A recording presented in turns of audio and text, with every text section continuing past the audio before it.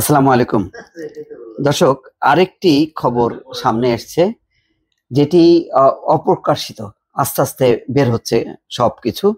সেটি হচ্ছে পাকিস্তান এবং ভারতের মধ্যে 2 থেকে 3 দিনের যুদ্ধ হয়েছে।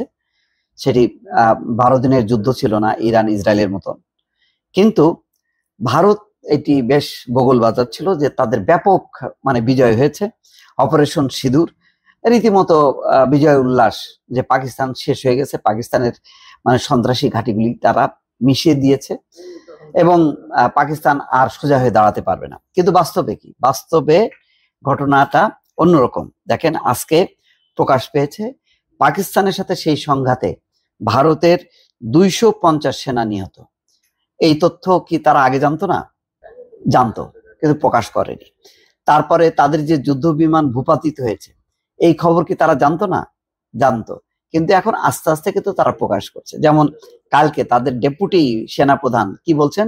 বলছেন যে ভারতকে 3টা পক্ষের সঙ্গে যুদ্ধ করতে হয়েছে। সরাসরি যুদ্ধ ছিল পাকিস্তানের সঙ্গে, কিন্তু পেছনে ছিল চীন এবং তুরস্ক। তার মানে হচ্ছে যে এখানে ভারতের অনেক ক্ষয়ক্ষতি হয়েছে। এটাকে তারা এখন যৌক্তিকতা দেওয়ার চেষ্টা করছে যে কি করবে ভারতের বিরুদ্ধে তো এত বড় 3টা দেশ যদি যুদ্ধ করে তাহলে তারা কিভাবে পারবে। তো এখন দেখেন ক্ষয়ক্ষতির এটা সামনে আসছে, এবং ভারতের সেই যুদ্ধ বিমানগুলো, যেখানে ফ্রান্সের তৈরি রাফাল যুদ্ধ বিমান বিশ্বের এখন পর্যন্ত সর্বাধুনিক অত্যাধুনিক যুদ্ধ বিমান, 3টা, একটা না, 2টা না, 3টা যুদ্ধ বিমান সহ 6টা যুদ্ধ বিমান ভূপাতিত হয়েছে। এবং ওই যুদ্ধ বিমানগুলো কিন্তু সীমানা ক্রস করে পাকিস্তানের ভেতরে ঢুকতে পারেনি। তার আগেই C-400, চীনা তৈরি C-400 দিয়ে সেগুলো তারা ভূপাতিত করছে। ভূপাতিত করার পরে যেটা হয়েছে, চীনের এই যুদ্ধ বিমানগুলোর যেই শেয়ার বাজার, আন্তর্জাতিক শেয়ার বাজার ওদের কোম্পানির, সেটা বেড়ে গেছে। অন্যদিকে তাদের যে রাফাল যুদ্ধ বিমান ফ্রান্সের তৈরি, তাদের শেয়ার কিন্তু নিচে নেমে গেছে। কতখানি প্রভাব পড়ছে দেখেন আন্তর্জাতিক অঙ্গনে, এবং 6টা যুদ্ধ বিমান হারাইছে।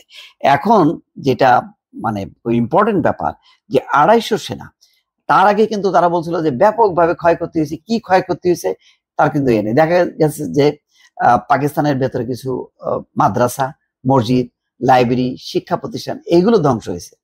কোথায় সন্ত্রাসী? পাকিস্তান সন্ত্রাসবাদ কেন পুষবে? পাকিস্তান সন্ত্রাসবাদ পুষে কি নিজেরা মারা যাবে?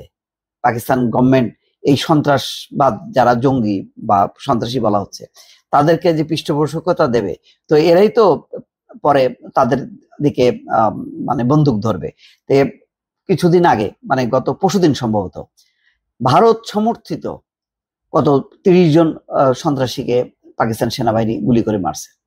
তারা ভারতের পক্ষে, কারণ বেলুচিস্তান নিয়ে কিন্তু ভারত খেলাধুলা করছে। এটা সবাই জানে যে বেলুচিস্তানের যে সন্ত্রাসীদের বা বিচ্ছিন্নতাবাদীদেরকে ভারত কিন্তু মদত দিচ্ছে, অর্থ দিচ্ছে, অস্ত্র দিচ্ছে, এবং তার কিছু আলামতও কিন্তু তারা আটক করছে।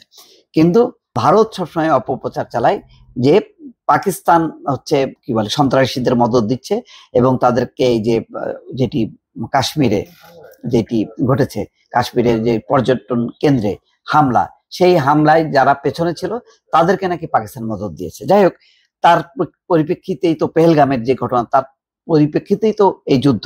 সেই যুদ্ধের আজকে জানা গেল সীমান্তবর্তী লাইন অফ কন্ট্রোলে পাকিস্তানের বিরুদ্ধে চালানো অভিযানে 250-র বেশি ভারতীয় সেনা নিহত হয়েছে বলে বিভিন্ন সামরিক এবং কূটনৈতিক সূত্র নিশ্চিত করেছে। তবুও ভারত সরকার এই তথ্য জনসমক্ষে আনতে চায়নি। বরাবরই ক্ষয়ক্ষতির মাত্রা অস্বীকার বা খাটো করার চেষ্টা করেছে। রোববার প্রকাশিত এক প্রতিবেদনে এমনটাই জানিয়েছে পাকিস্তানের সংবাদ মাধ্যম শামা টিভি। বলা হচ্ছে, প্রতিবেদন অনুযায়ী ভারত সরকার গোপনে 100 জনের বেশি নিহত সেনাকে মরণোত্তর সম্মাননা দেওয়ার সিদ্ধান্ত নিয়েছে, যাতে জনগণের নজর এড়িয়ে ভেতরে ভেতরে তাদের স্মরণ করা যায়। সম্মানপ্রাপ্তদের মধ্যে আছে 3 জন রাফাল পাইলট সহ মোট 4 জন পাইলট। তার মানে এই যে 3টা রাফাল যুদ্ধ বিমান যে ভূপাতিত হয়েছে।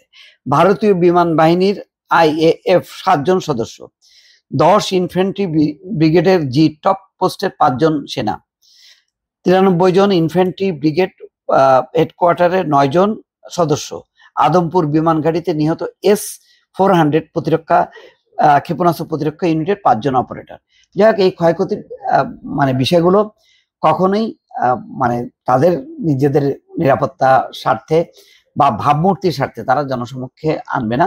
কিন্তু এটা সত্য যে যদি ভারতের ব্যাপক বিজয় হতো, পাকিস্তান ক্ষতিগ্রস্ত হতো, তাহলে কিন্তু এই যুদ্ধটা তারা অব্যাহত রাখতো। কেন হুট করে তারা দ্রুত গতিতে মানে আত্মসমর্পণের মতনই যুদ্ধবিরতিতে গেল, এখন বোঝা যাচ্ছে তাদের এই ক্ষয়ক্ষতির চিত্র যখন সামনে আসছে তখন। দর্শক ভালো থাকবেন, আল্লাহ হাফেজ।